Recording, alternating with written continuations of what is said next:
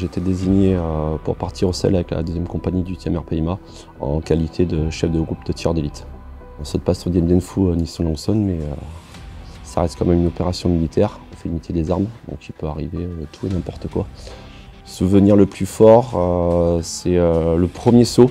Donc là, c'est notre premier saut opérationnel en réel. Et là, en fait, on a été largué 5 km un peu plus loin que la DZ prévue, donc 5 km plus loin que les copains, sur une zone de camping-gat qui a été recensée. Là, pas de contact radio, très peu de matériel, très peu d'eau. Et la mission continue, donc on a pris la décision quand même de continuer notre infiltration.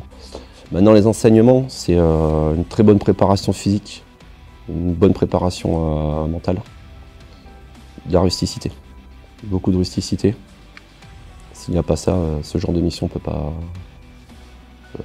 être faite.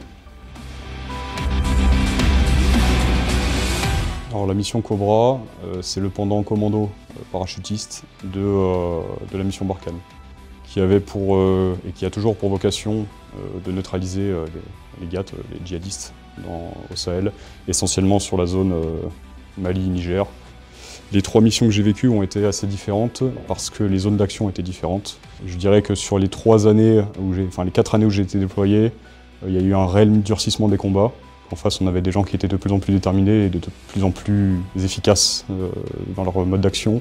J'ai connu quelques contacts sur les différentes missions. Comment on les appréhende? On les appréhende pas. En fait, on se prépare avec exigence à remplir la mission. On sait que parfois ça peut déraper un petit peu, il peut y avoir des situations dégradées ou des situations complexes à gérer. Je vous dirais que c'est le cœur de notre travail. Et après, sur l'instant T, vous êtes efficace et vous faites le travail. Je pense que le souvenir le plus marquant que j'ai dans ma vie au groupement commando et en mission, c'est le premier saut opérationnel que j'ai fait. On avait 2h30 de vol avant d'être largué sur la zone d'action. Pendant 2h30, vous êtes avec votre engin dans l'avion. Vous faites les derniers préparatifs, vous êtes équipé, et quand les lumières s'allument, prêt à partir, vous avez juste plaisir de basculer dans le noir en fait. C'était de nuit, et j'étais au bon endroit au bon moment en fait, et que je faisais ce pourquoi j'étais fait.